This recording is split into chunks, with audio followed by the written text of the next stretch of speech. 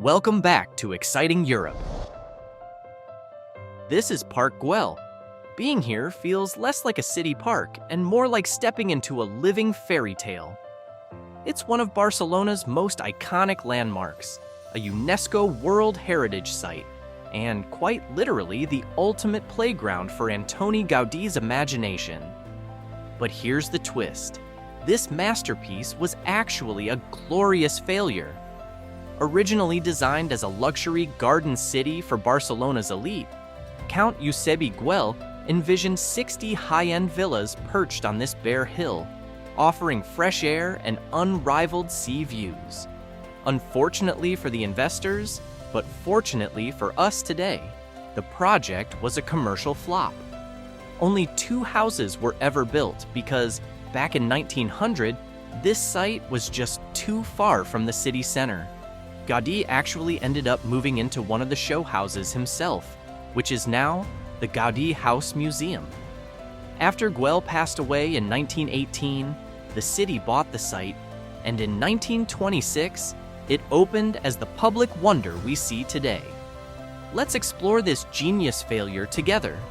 Step into a world of whimsical mosaics and winding stone viaducts. Now, because the park is perpetually busy and you can no longer buy tickets at the gate, we need to talk logistics first. To make sure your visit is a fairy tale and not a nightmare, here is how to get here and what you need to know about your entry.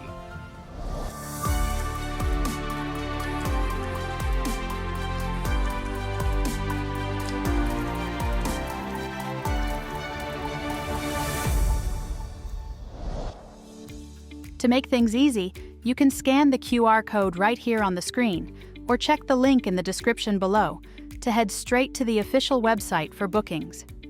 Currently, a general admission ticket is €18. It is essential to remember that your ticket is for a specific time slot, and you only have a 30-minute grace period to enter. This ticket grants you entrance to the Monumental zone. This is the heart of the park, where all those famous videos and pictures come from, including the mosaic lizard, the forest of columns, the Serpentine bench, and the stone viaducts. If you want a deeper experience, we highly recommend booking a guided tour. Also, when purchasing your ticket online, you can choose to add a visit to the Gaudi House Museum.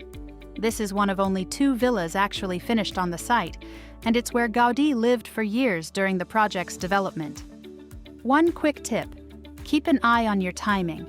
If your park entrance is at 9 a.m., you'll need to be through the gates and potentially at the museum by 9:30 a.m. Make sure you plan your walking time accordingly.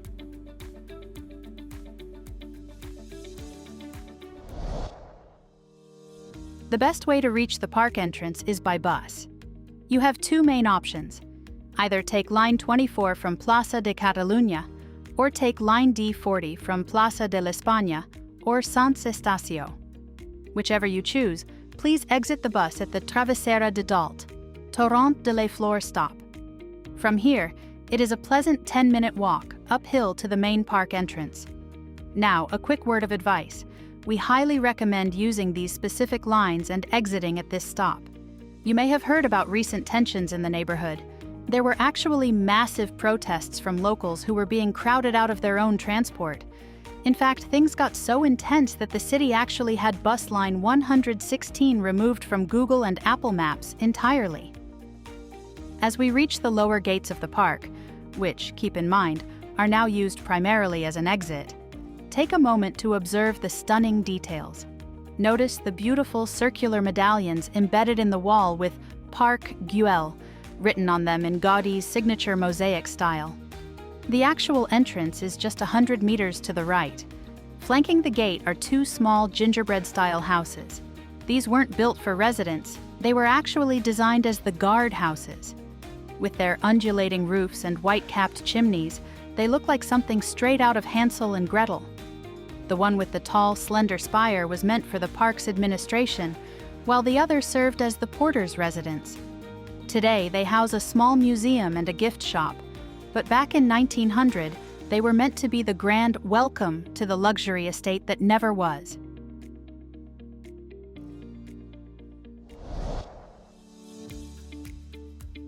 This video is organized into 5 chapters, each diving deep into the park's incredible architectural features. We'll explore the Monumental Stairway and its world-famous mascot, the Hypostyle room, originally designed as a grand marketplace, the main square and the iconic Serpentine bench, the stone viaducts and other hidden gems throughout the grounds, the Gaudi house museum where the architect himself lived. And if you stay with us until the end, you'll learn about the Cistern, one of the most fascinating and hidden technical marvels in the entire park. As we move past the entrance, we are met with the breathtaking Monumental Stairway. Gaudi designed this grand, double-flight entrance to make every visitor feel like royalty. But it also functions as a carefully layered story told in stone and tile.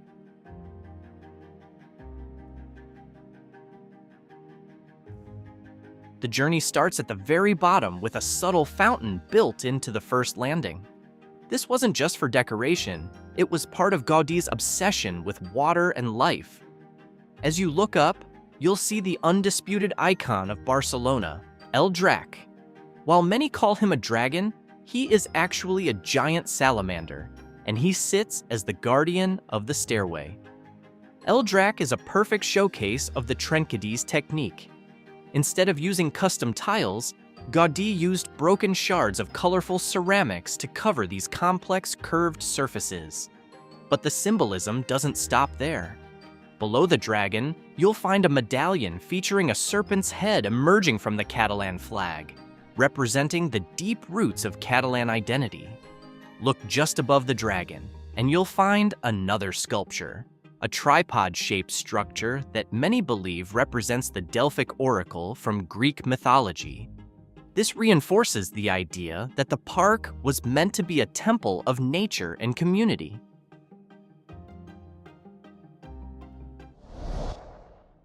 Leaving the bright sun of the stairway, we step into the shade of the Hypostyle room. This massive hall was originally designed to be the central marketplace for the residents of the luxury estate. Gaudi created what many call a stone forest. It features 86 enormous Doric columns, but as you walk through them, you'll notice something strange. This is Gaudi's optical illusion. The outer columns actually lean slightly inward. He didn't do this just for style. It was a brilliant engineering move to provide better structural support for the massive square sitting directly above us, while also giving the space a more organic, tree-like feel. But the real magic happens when you look up. The ceiling is a masterpiece of its own. Between the columns, you'll find beautiful, large circular mosaics. These are not just random patterns. They represent the 4 seasons and the cycles of the moon. They were created by one of Gaudi's closest collaborators, Josep Maria Jujol, using fragments of bottles, plates, and glass. It's a space that feels like an ancient Greek temple, yet it serves a very modern, practical purpose.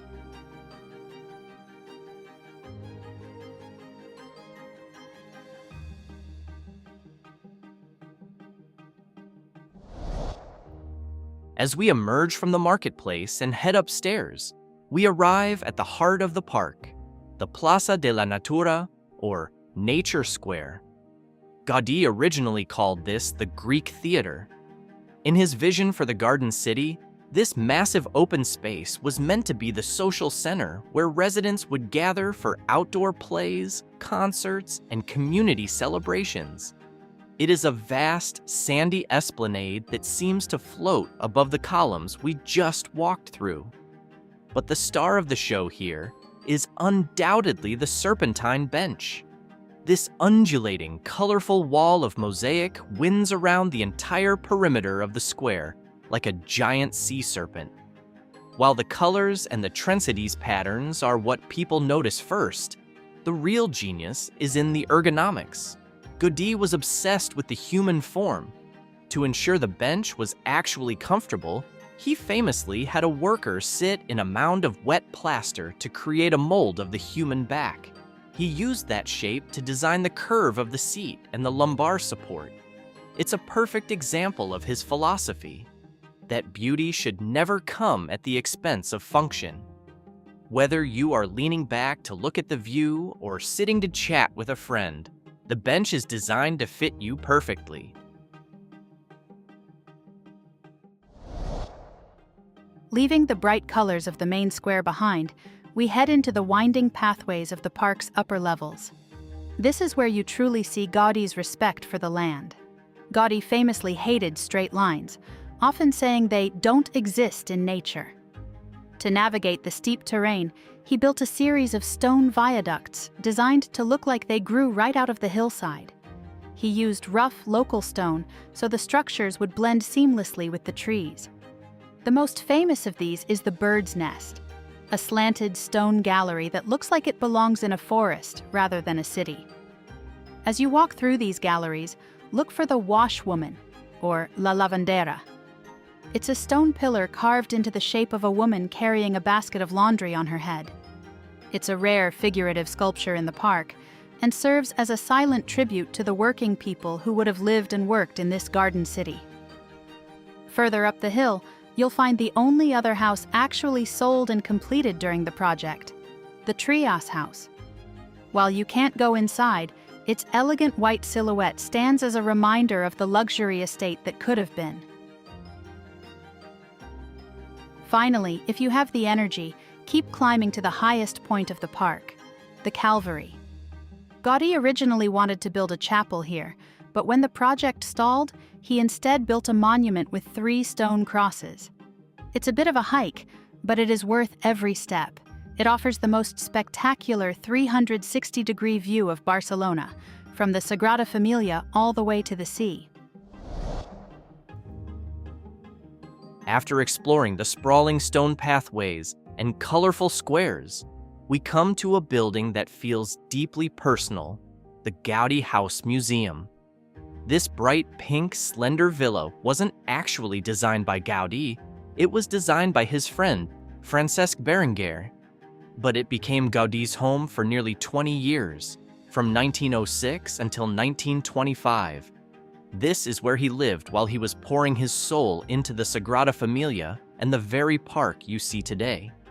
Step inside, and the atmosphere changes instantly.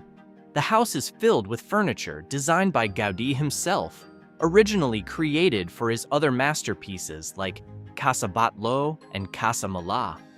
These pieces are works of art, featuring the same organic, ergonomic curves we saw on the Serpentine bench. But more than just furniture, this house gives you a glimpse into Gaudi's private world. Despite his fame, he lived a remarkably frugal and religious life. You can see his modest bedroom and his prayer room, which stand in stark contrast to the flamboyant, colorful architecture outside. It reminds us that while he built palaces for the imagination, he lived with the simplicity of a monk, dedicated entirely to his craft and his faith.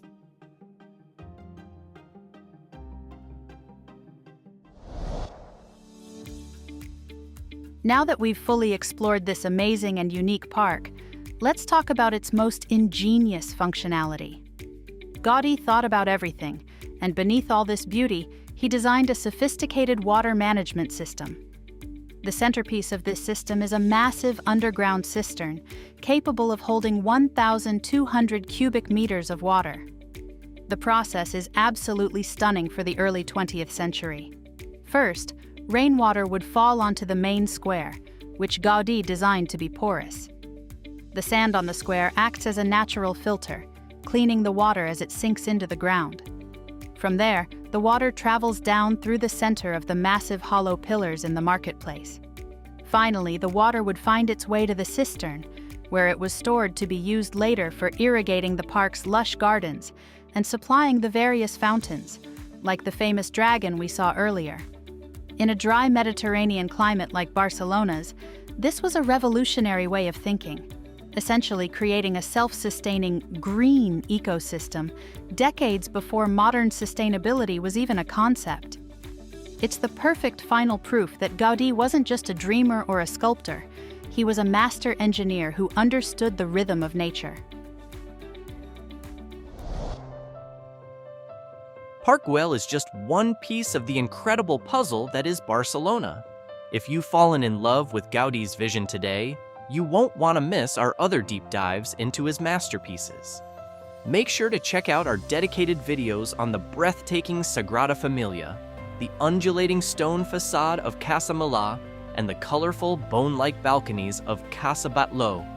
And for a change of pace, we also explore the Palace of Catalan Music, the Palau de la Música Catalana, a stunning concert hall that is a riot of modernist glass and sculpture.